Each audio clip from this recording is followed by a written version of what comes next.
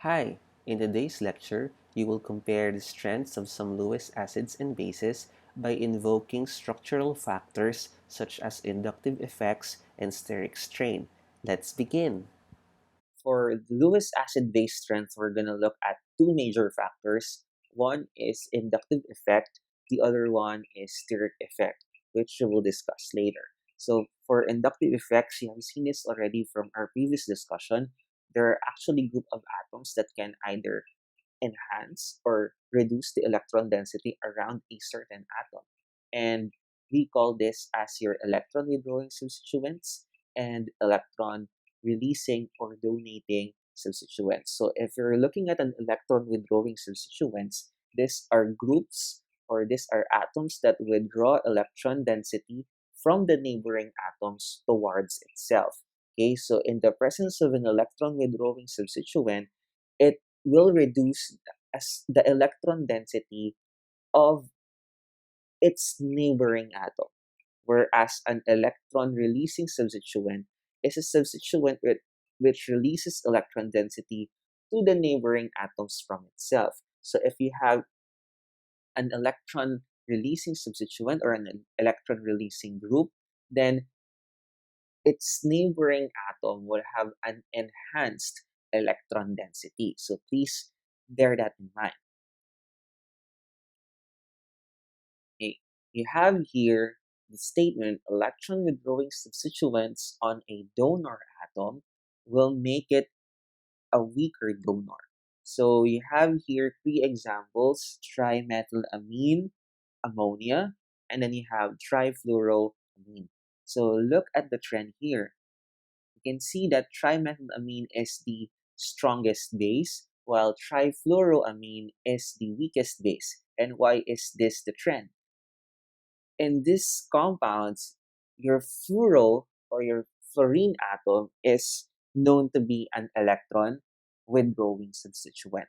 Okay, so meaning its electronegativity will pull the electrons towards itself, making the nitrogen atom. What will happen to the electron density around nitrogen? There will be a decrease or a reduction in the electron density around nitrogen because the fluorine atoms are getting most of the electron density. Whereas in trimethylamine, what's happening in trimethylamine?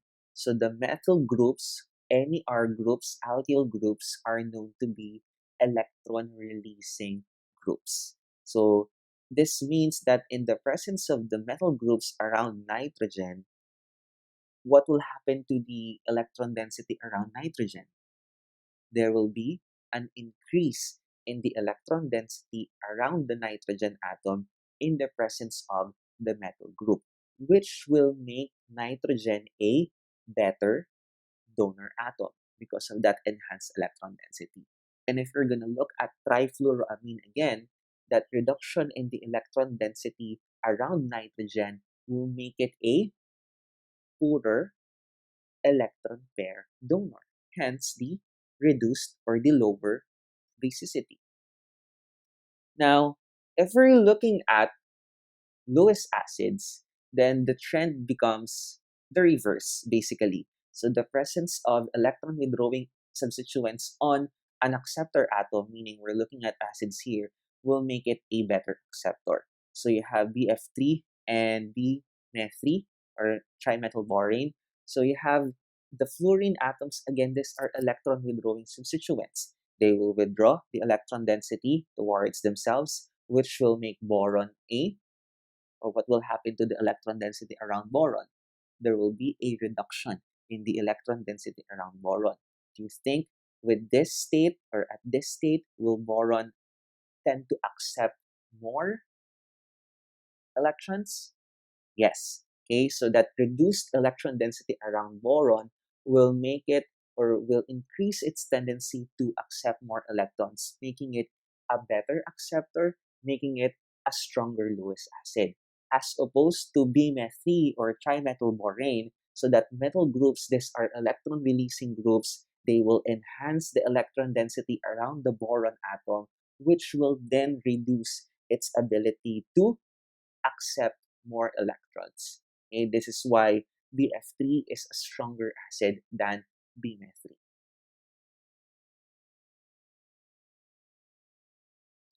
The next factor would be your steric effects. So there is an emphasis here that your steric effects are actually more important to larger Lewis acids. And when we say steric effects, we pertain to the ability or the enhanced or reduced capability of your acids and bases to undergo that adduct formation, if you can recall, with the presence of larger groups. So the larger groups or the larger substituents that are present or attached to the donor atom or the acceptor atom will then have an effect on the acidity or basicity of the molecules. So we have two types. One is the F strain or the frontal strain. So when we say frontal strain or F strain, so these are bulky groups, again, large substituents that directly interfere with the formation of that adduct. So you have that firm, if you can recall the bond formation between the acceptor atom and the donor atom. So when these two atoms form a bond, obviously they will approach each other. And if there are large or if there are bulky substituents present in these molecules, then that will cause or that will result in a more difficult mode of interaction. And this is your F strain. The other one is B strain or back strain. So this bulky groups present in your acid or your base will interfere when they themselves interact or create these repulsive forces when the molecule changes its geometry to accommodate the incoming acid or base. All right, so this is an illustration of what F strain looks like. We have here an acid-base reaction between pyridine, this is the base, and then your BF3, which is the acid. So in the reaction, you have the creation of that bond between nitrogen and boron due to the donation of that electron pair from nitrogen to boron, creating your adduct, acid-base adduct. And you have here an energy value, this 128.1 plus minus zero point 0.5 is the BF3 affinity. This only means that if you have a larger BF3 affinity value, that means that it is more easy to establish that boron nitrogen bond, which correlates to a higher basicity of a given base.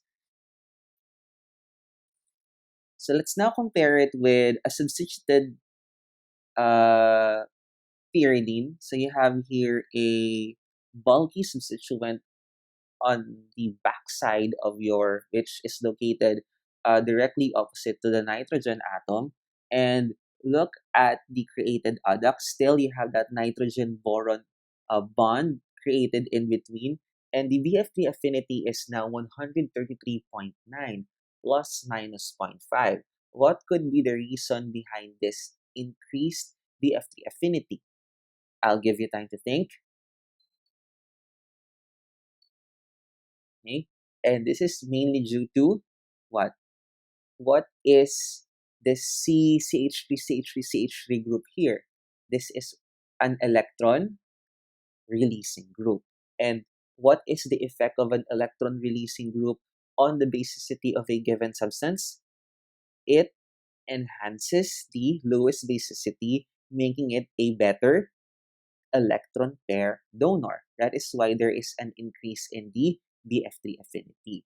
But if we place this group somewhere else in the molecule, say closer to the nitrogen atom, just like this one, what can you see? So we now place the CCH3CH3CH3 group that is very close to the nitrogen atom, the donor atom, and the BF3 affinity is now only 80.1 plus minus zero point 0.4 kilojoules per mole. And the reason for this is that there is that steric hindrance present between the large substituent and the fluorine and the boron atom present in your Lewis acid. So this is your F strain. So that direct interaction, that direct repulsive forces created by this large substituent present, in this case on the base, will then create repulsive forces with the other substituents present on the other one. In this case, that is your BF3. And this is your frontal strain. We are now looking at D strain here. So here is an example of a reaction showcasing what D strain is. We have here a reaction of ammonia with Br3, wherein R is a large substituent, and this large substituent will actually give us an idea of what D strain is. So in the creation of the nitrogen boron bond, you have your nitrogen donating the electron pair to boron. The R groups, the large R groups, do not actually directly interfere with the formation of that Lewis acid base adduct, as opposed to the F strain, wherein the substituents are in front of the donor or the acceptor atom. So the strain here stems from the geometry changes around the either the acid or the base. In this case, it's the acid. So you can see from the product side that the boron now is involved in a tetrahedral geometry, including the ammonia molecule in its structure. So this is a tetrahedral geometry on around boron. And when you compare that to the boron on the reactant side, the boron on the reactant side is involved in a in a trigonal planar geometry. And the trigonal planar geometry, that RBR bond angle is around 120. And then the RBR bond angle in the adduct on the product side is around close to 109.5.